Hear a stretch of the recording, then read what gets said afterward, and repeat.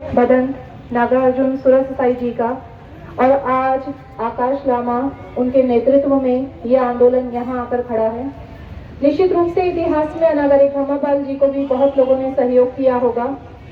सुरससाई भंते जी के समय में भी उनको बहुत सारे लोगों ने सहयोग किया, और आज भी सुरससाई भंते जी के नेतृत्व में और आकाश लामा जी के नेतृत्व में ये आंदोलन आगे बढ़ा है, और आज हमें ये सुअवसर मिला है कि हम इसमें सहयोग कर सकें।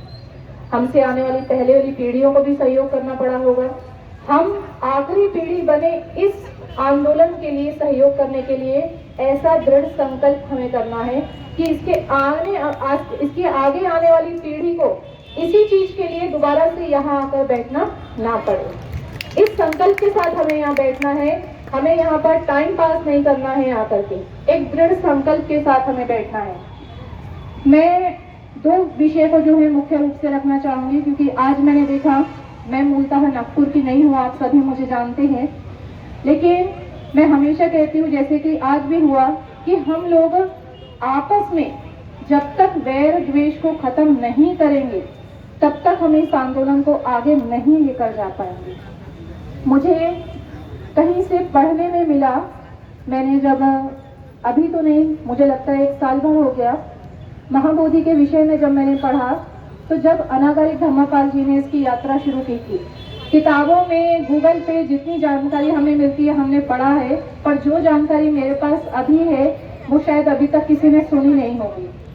अनागरिक धम्मपाल जी ने जब एक प्रतिमा को वहां पर देखा कि वो बुद्ध की प्रतिमा को अन्य रूप धारण करके नीचे बैठाया गया है महाबोधि महाविहार में, तो उन्होंने एक अन्य प्रतिमा ला करके, जो सेकेंड ऊपर का फर्स्ट फ्लोर है महाबोधि का, जिसमें आज हमें जाना है, या इस मंदिर में हमारे लोगों का हनन किया जा रहा है, शोषण किया जा रहा है, वो उसी प्रतिमा को लेकर के पटना में जाते हैं, पटना हाई कोर्ट में जाते हैं। वो प्रतिमा उनकी साक्षी बनी, सबूत बना वो प्रतिमा को लेकर के। इसके अलावा मेरे पास कोई सबूत नहीं है।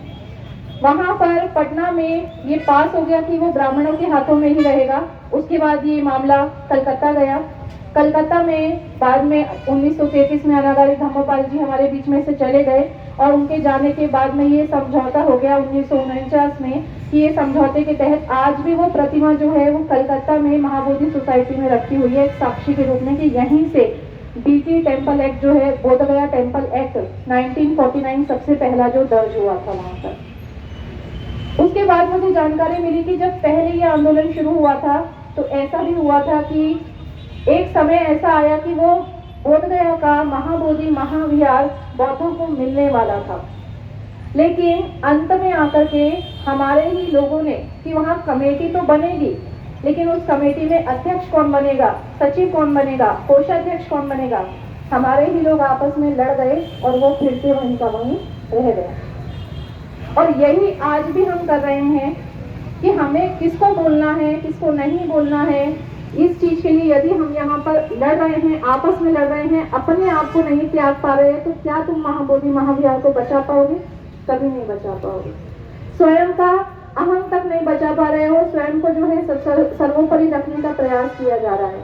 इसीलिए सबसे पहले तो हम यहाँ पर एकत्रित हुए हैं, अनेकों संस्थाएं यहाँ पर आई, युवा फोरम था हमारे साथ में, और अनेकों संस्थाएं यहाँ पर आई।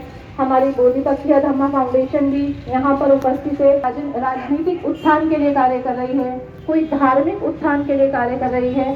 सभी संस्थाएं अलग अलग प्लेटफॉर्म पे काम कर रही हैं, लेकिन आज ये विषय ऐसा है कि फिर वो संस्था चाहे सामाजिक हो, चाहे राजनीतिक हो, चाहे महिलाओं के लिए हो, चाहे पीड़ितों के लिए हो, चाहे शोषितों के लिए हो, चाहे धर्म के लिए हो, सारी की सारी संस्थाएं एक प्लेटफॉर्म पर आकर खड़ी है कि महाबोधि महाविहार मुक्ति आंदोलन चलता रहे और जल्दी से जल्दी उसमें हमें सफलता मिले। ये हम लोगों के लिए बहुत बड़ी बात है कि आज हम सभी एक प्लेटफॉर्म पर खड़े हैं। हम क्या काम कर रहे हैं, ये मुक्त हो गया, उसके बाद फिर से हम लोग अपने अपने कामों में लग जाएंगे। अभी एक उपासक ने बताया भी कि हमें अपने जो निजी कार्यक्रम है, संघ को निजी कार्यक्रमों को टालना चाहिए। इस समय में निजी कार्यक्रमों को टाल कर हमें बोधगया के लिए अपने कदम बढ़ाने चाहिए। तो निश्चित रूप से मैं इस बात का समर्थन करती हूँ।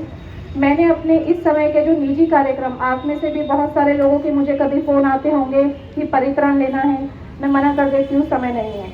क्योंकि इस समय हमारे जितने भी कार्यक्रम, ऐसा नहीं कि निजी कार्यक्रम नहीं ले रहे, हम लोग विहारों में जाकर परसों 6 तारीख को दक्षिण नागपुर में नालंदा बुद्ध विहार में, फिर उसके बाद 10 नंबर पुलिया पर, फिर जिला अधिकारी के पास में हम लोगों ने ज्ञापन दिया जाकर, और आज ही मुझे गौतम जी ने बताया कि दैनिक भास्कर में जो हमने जिला अधिकारी को जाकर ज्ञापन दिया उसकी न्यूज़ भी आज दैनिक भास्कर में आई है। महामहिम राष्ट्रपति जी के नाम, प्रधानमंत्री मोदी जी के नाम हम लोगों ने ज्ञापन दिया। कल भी हम लोग भंडारा में थे, पूरा दिन भंडारा में कार्यक्रम चला।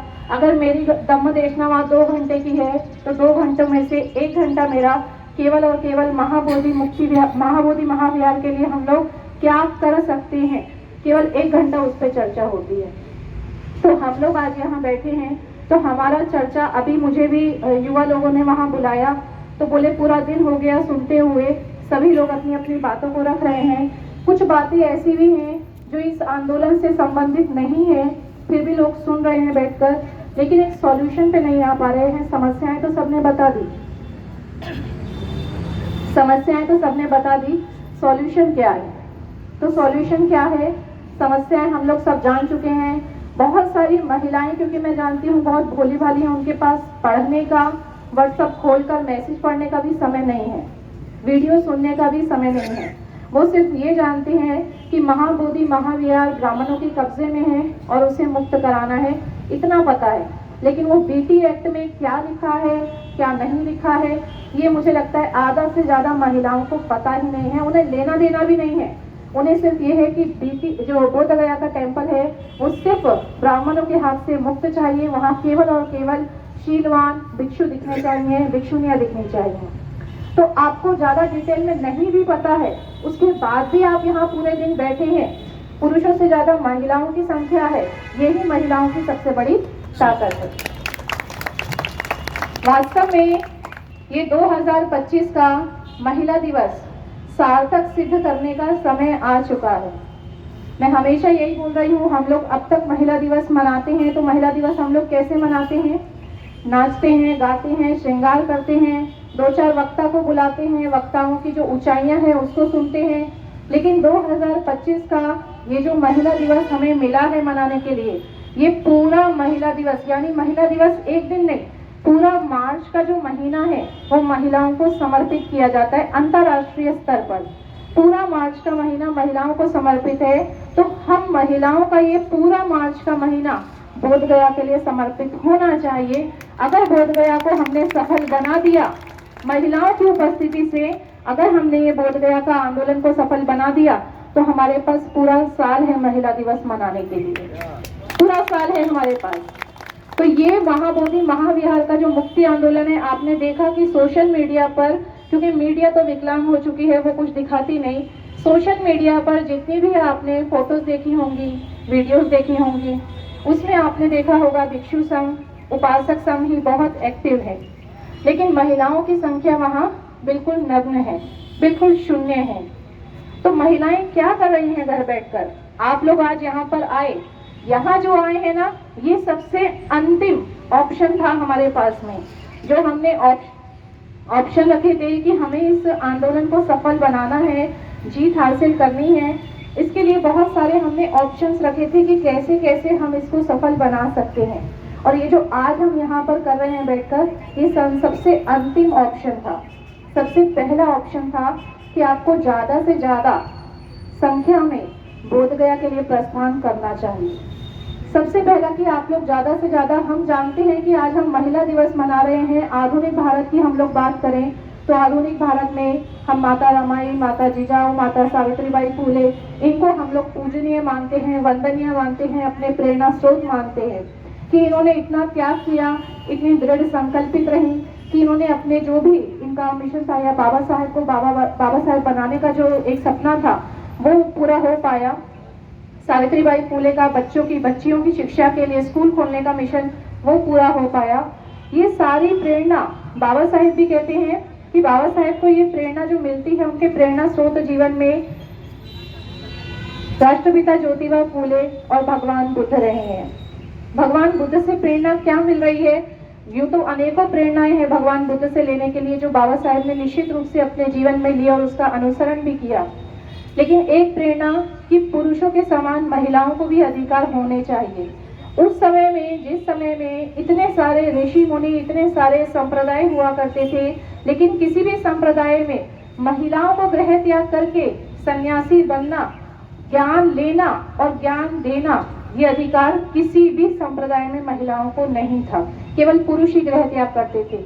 भगवान बुद्ध पहले ऐसे ऋषि मुनि या सन्यासी कहे, गृह त्यागी कहे, पहले ऐसे थे जिन्होंने महिलाओं को भी ये समान अधिकार दिया। और आनंद भंते जी के प्रश्न पूछने पर भगवान ने कहा भी कि आनंद ऐसा मत कहो, महिलाएं भी उस अरहंत पद को प्राप्त कर सकती हैं, प्रज्ञा के उस स्तर को प्राप्त कर सकती हैं जिसे पुरुष प्राप्त कर सकते हैं। और उसके पश्चात भगवान ने माता महाप्रजापति, जो उनकी पालन पोषण करने वाली माता थी, उनको चीवर देकर के भिक्षुणी संघ शुरुआत की। ये पहला ऐसा महिला संघ था। अब वो जो महिला थी माता महाप्रजापति, उनसे हमें कितनी प्रेरणा मिलती है। आज हमारे पास में गाड़ियां हैं, फ्लाइट है, पैसा है।